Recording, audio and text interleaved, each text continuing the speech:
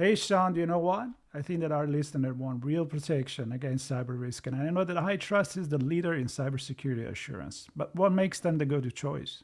Well, according to our friends at HITRUST, because their framework covers 100% of the known tactics, techniques, and procedures, in 2024, organizations with a HITRUST certification had just a 0.59% incident rate, meaning 99.41 stayed breach-free. That's solid, but what about staying sharp over time? HITRUST regular certification process isn't just a checkbox, it actually drives improvement. Repeat customers see up to 54% fewer corrective actions needed year over year. And now, with their new AI security assessment and certification, you can actually tackle AI risk with confidence as well. Then check out the iTrust framework. Go to hightrustalliance.net to learn more. All We've right, done here we this go. before. Yeah. Sean, Marco, what are you doing here? And where is here? we are in London, Infosecurity Europe. I could tell from the weather. You can- That's right. I think it's so windy and rainy that it's coming through the window. I love it. No. Maybe it's because I live in Los Angeles, so for me, a rainy day is a good day. You know, it's the difference It's of not perspective. 70 and sunny, Or 100 in the or valley. 100. Yeah. Let's not go there. right. Let's stay in London at Stay in London. Infosecurity Europe and having great conversation. And I want to thank Will for finding this I know. time to squeeze in a conversation with us. You're a busy guy this week. At least No, today, it's a pleasure. anyway. Thanks very much for the invite. Looking forward to the conversation. Yeah, absolutely. So you have a speaking spot here, which is really good. Well, you're on a panel. If I'm not Yeah, on a mistaken, panel. Yeah. So we'll get a little bit about that. But actually, before we get into the topic, your role, your interest in cybersecurity, obviously, those two are connected. Yeah. So give us a little background on who William Lyne is. Yeah, so currently the head of cyber intelligence at the UK's National Crime Agency, the NCA. So we're kind of a little bit like federal law enforcement in the UK, but we're specifically focused on serious organised crime. And the unit that I'm a part of is the National Cybercrime Unit. So we have responsibility for cybercrime, but specifically really focused on the criminal side as opposed to state threats or APT threats. So we're just focused on cybercrime. So big focus for us on ransomware, as you can imagine. I've worked in and around cyber now for kind of over 10 years actually. So I've run teams in the UK doing cyber investigations, and I was the NCA's liaison to FBI Cyber Division over in the US from 2016 to about 2020, and then came back and have worked in a couple of intelligence roles within the NCA, specifically focused on cyber since then. So kind of probably over 10 years specifically focused on cyber. Which was this industry is a long time. Yeah, it is. It is a long time. Yeah, I just find it fascinating. I think it's such an interesting threat area to be involved in. Can I ask this? The role of technology in, I'll just simplify it, both sides of the crime coin, if you will, enabling criminals and making it easier, potentially less easy for investigators. I'm thinking things like Signal and other encrypted communication channels where a lot of stuff goes underground and it's maybe harder to find and dig up the source and the activities and all that stuff. So kind of the role of both sides. Yeah, I mean, technology is an increasing part of everyday life, and I think in many ways, lots of crime is now enabled or supported by technology. So cybercrime specifically, I like to think about it as existing and a product of a big cybercrime ecosystem where you have threat actors accessing tools and capabilities within that ecosystem. So yeah, it does change the nature of the threat, and it absolutely does mean that in law enforcement we have to evolve our response and change what we do to deliver outcomes against a threat in response to that. So, but in many ways, the kind of like core facets of investigation and delivering outcomes, in many ways are common, whether you're very focused on technology-enabled crime or kind of like more traditional serious crime, drug trafficking and such like that we've done for a much longer period of time. Is there a lot of overlap between the physical and the cyber? Yeah, I mean, I think Yeah, I think increasingly in the cyberspace we see kind of like everything operating within a spectrum, on a spectrum. So it used to be the case that we had quite clear stovepipes of what might be cyber-dependent crime. So offending that you could only commit with a computer. It's like ransomware is a really obvious one, or cyber-enabled crime where they're crimes you can commit without a computer, but technology enables you to scale them up and all that type of stuff. Like fraud is a big one. Lots of fraud is conducted online.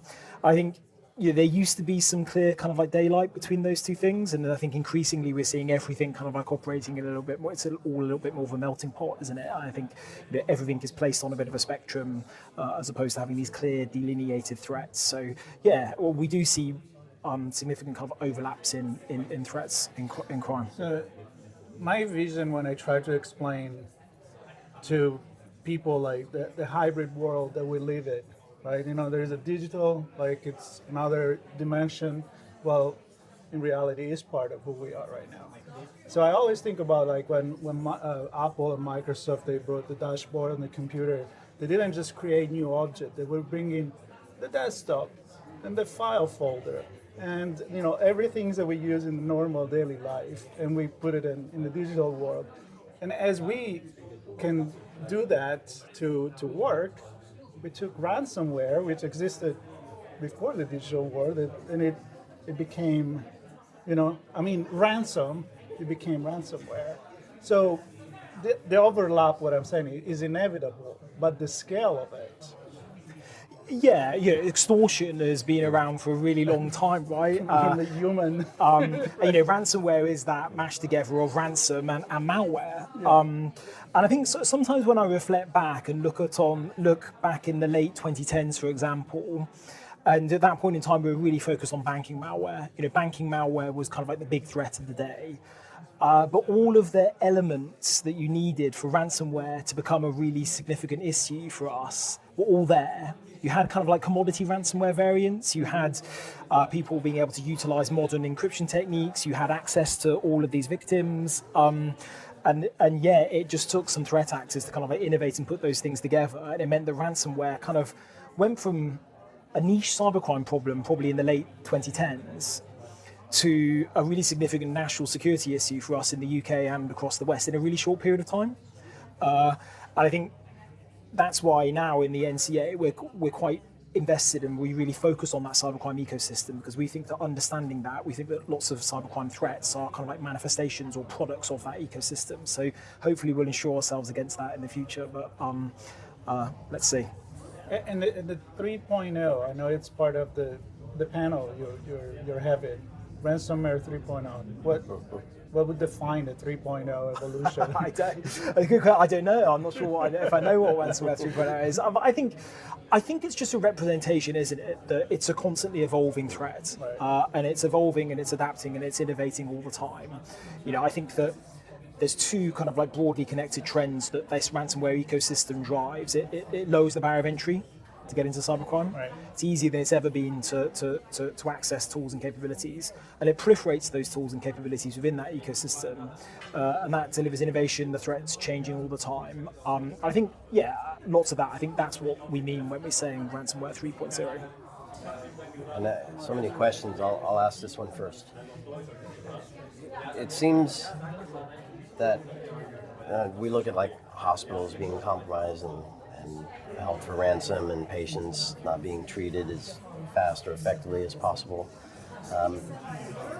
It's a big impact at a big scale.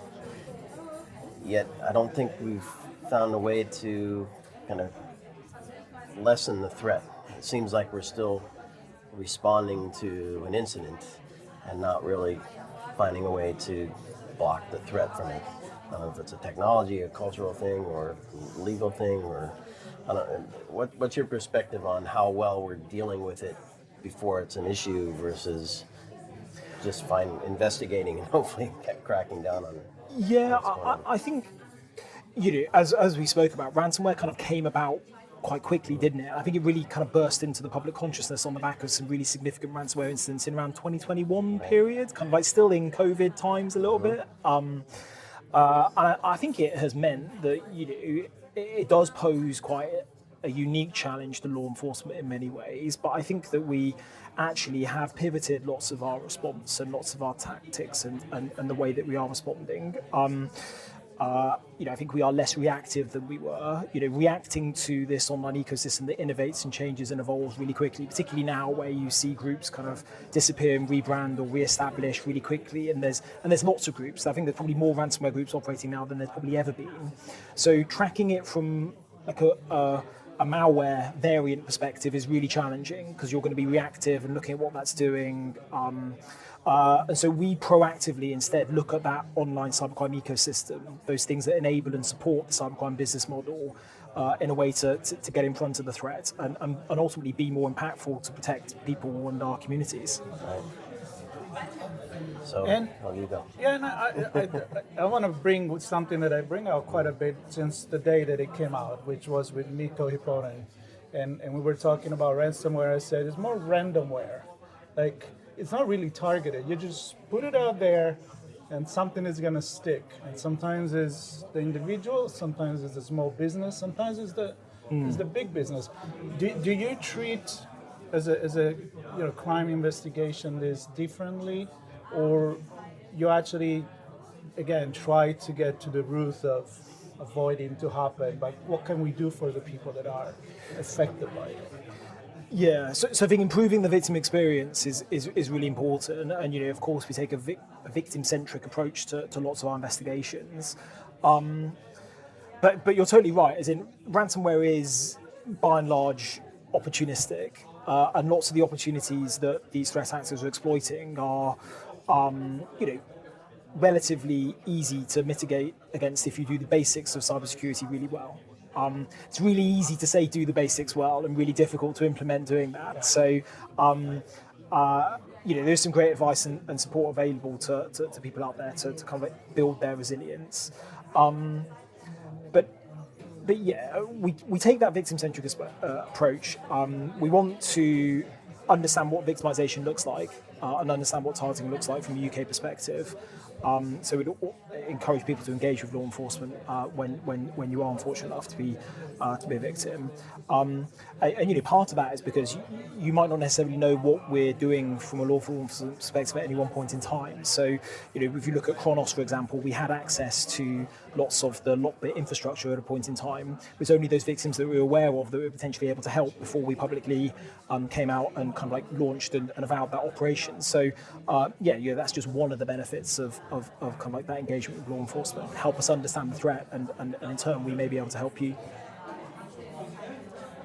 So the other question that's kind of burning in my mind, and I don't know how much you can share, but what do you see coming? Yeah. I mean, I can go to like deep fakes and things like that. I don't know.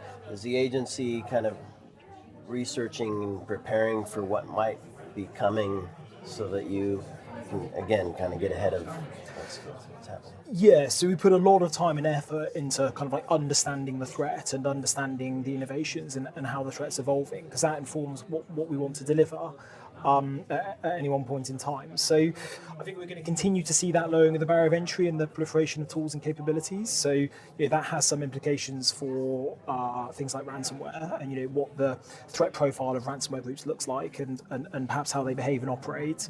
I think secondly, kind of AI. I guess we can't go through a cybersecurity interview without talking about AI, right? I was waiting.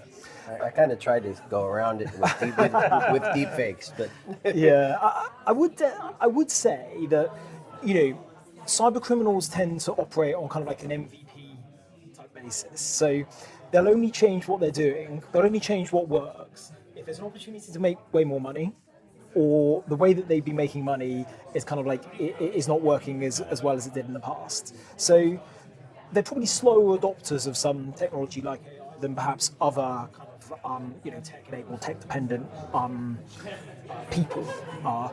But yeah, AI is being utilised by threat actors to kind of like make some different steps of that cybercrime business model more efficient or perhaps a little bit more effective. There's some really obvious ways you can do that. Improving phishing emails.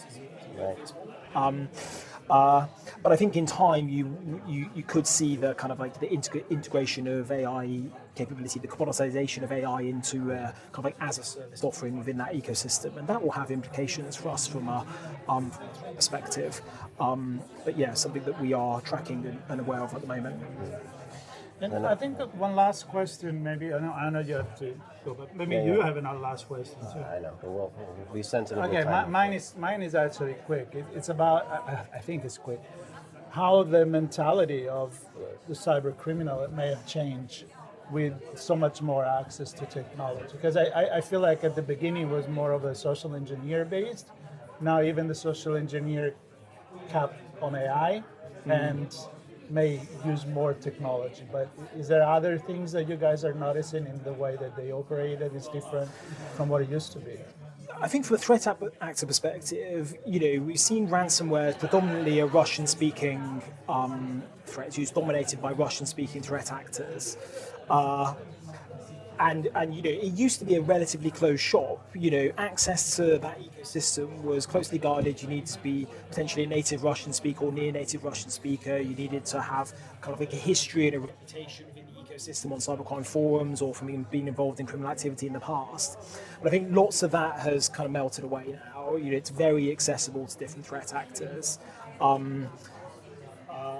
And yeah, that changes the nature of the threat, that changes the profile of the threat actors, and it changes the kind of like number of individuals that we see involved. And there's opportunity for us in kind of targeting the ecosystem and understanding that, but also opportunity for the threat actors to kind of like think of new ways to generate money. Maybe one more quick one. Intelligence sharing. Public, private, researchers, universities, things your group are doing to kind of help promote that, perhaps? Yeah, so I think in law enforcement, we absolutely recognise what an important role, particularly the private sector, have to play in both understanding and then partnering tactically with us to deliver a response to the threat. So, culturally, I think we've shifted and come a really long way to absolutely recognising that and embracing that. You saw private sector partners who were named as being involved in the Kronos, the Lockbit activity last year, and us in the NCA. We're really lucky to have a set of brilliant both national and international partners from a law enforcement and a private sector perspective, and also within academia, as you mentioned it, that help us on those two facets, kind of like understand the threat, understand how it's changing, understand keep up with it, whilst also collaborating to deliver the most impactful response that we possibly can as a community, because in many ways we all want the kind of same thing, right? Yeah. I hope so. So Ideally. I think we've come a long way as law enforcement. But of course, there's always more that we can do in both the public and the private sectors. Yeah. Well, we really appreciate you finding the time. I know you have a lot of other meetings and panels to do, so And crime to fight.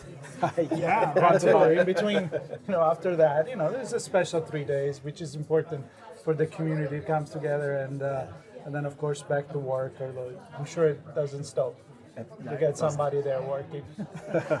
For everybody listening, we're still at Infosecurity Europe in London. We'll come back with many more conversations in the next few days, so stay with us, subscribe, and share.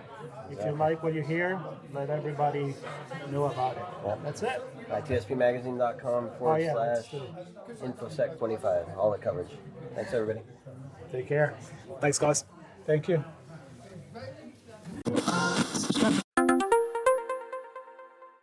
Hey, Sean, do you know what? I think that our listener want real protection against cyber risk, and I know that HITRUST is the leader in cybersecurity assurance. But what makes them the go-to choice? Well, according to our friends at HITRUST, because their framework covers 100% of the known tactics, techniques, and procedures, in 2024, organizations with a HITRUST certification had just a 0.59% incident rate, meaning 99.41 stayed breach-free. That's solid, but what about staying sharp over time? HITRUST's regular certification process isn't just a checkbox, it actually drives improvement. Repeat customers see up to 54% fewer corrective actions needed year over year, and now with their new AI security assessment and certification, you can actually tackle AI risk with confidence as well. Then check out the HITRUST framework. Go to hitrustalliance.net to learn more.